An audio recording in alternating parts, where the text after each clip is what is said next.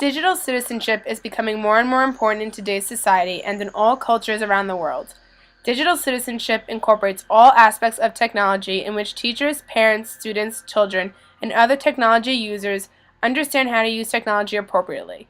There are 9 core concepts to effectively understand the elements of digital citizenship. The first one, and quite frankly the most important, is digital access and the ability to have access to technology at any given time. Digital access comes first on the list of digital citizenship, mostly because nations all over the world are still working to incorporate all the new technology, not only into their classrooms but in their everyday lives as well. What used to be average classrooms with desks and a chalkboard, today's classrooms are upgrading to a classroom setting that involves many technological advancements. Digital access works hand in hand with advancements in communication. It incorporates how many people have access to the technology and educational resources in their everyday lives. The simplest form of access is the access to the internet. With this access, people can very easily use the World Wide Web to communicate and research anything they wish. Almost a quarter of the world has digital access, but it's how the world chooses to use it which is important.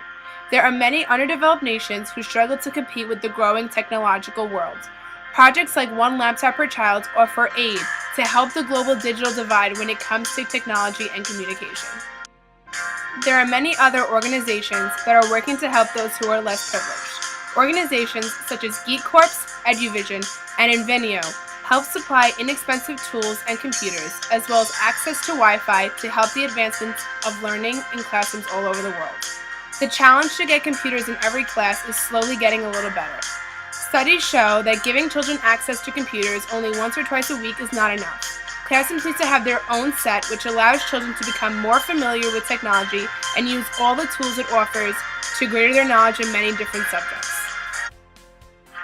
Researchers have shown a clear link between technology, achievement, and motivation. Students who have access to computers and wireless tablets are reported to be more engaged and produce higher quality work with their access at their fingertips. Perhaps the biggest problem associated with digital access is the assumption that everyone has equal access to technology and the internet. The ability to participate in the online society is an amazing thing, but there are many people who do not have this privilege. Although not having access doesn't mean poor communication, it means having the access will then help increase communication through the privileges and tools technology has to offer. As of 2011, 1 in 5 Americans is completely offline, and 4 in 10 Americans lack high-speed access at home. More and more people are using their smartphones and mobile devices in replacement of at-home computers. The White House has even made efforts in trying to truly help increase digital access in classrooms. Congress released a Digital Promise fact sheet that outlines all different elements of technology in education. This fact sheet shows the potential of learning technology and the promise as a means of working together as a system to ensure positive and better results in the classroom. Some key points of this release are the identifying of breakthrough technologies and educational softwares that are acting as personal tutors for children of all ages. Also learning faster and what is and isn't working. This includes tests and trials of all programs that are introduced to ensure success. Also, promising new technologies. Computers can be very delicate, and when used often over time, they can start to have issues. This fact sheet ensures that part of the digital promise is the promotion of new technology and being able to restore or replace any ineffective equipment.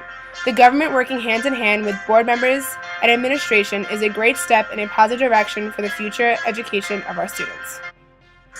Enthusiasm over technology is becoming increasingly popular. Everyone is getting their hands on the latest tablets and systems. However, is it possible to transfer that enthusiasm into the classroom? Absolutely. Teachers and students need to work together and find common goals when it comes to the use of technology. The overall goal should be student achievement, and as long as there is an appropriate system put into place, then the motivation is right there.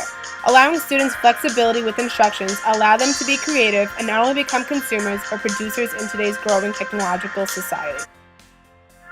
How do we become good digital citizens? We can start by sharing our access to tools others may not have. Helping others is a great start.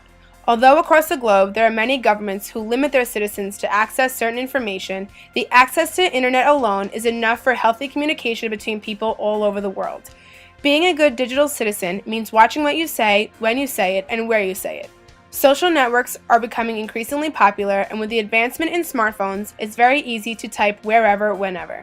However, it's important to filter what you say because you never know who will see it. All 9 aspects of digital citizenship are critical to have a healthy, growing society with the proper use of what technology has to offer. Digital access is not all about being able to check the weather or your social networks. Access in the classroom in all aspects that involve educational tools are really showing positive results. With help from parents, teachers, and administrators all over, classrooms can become a fun learning place where kids can have access to endless information.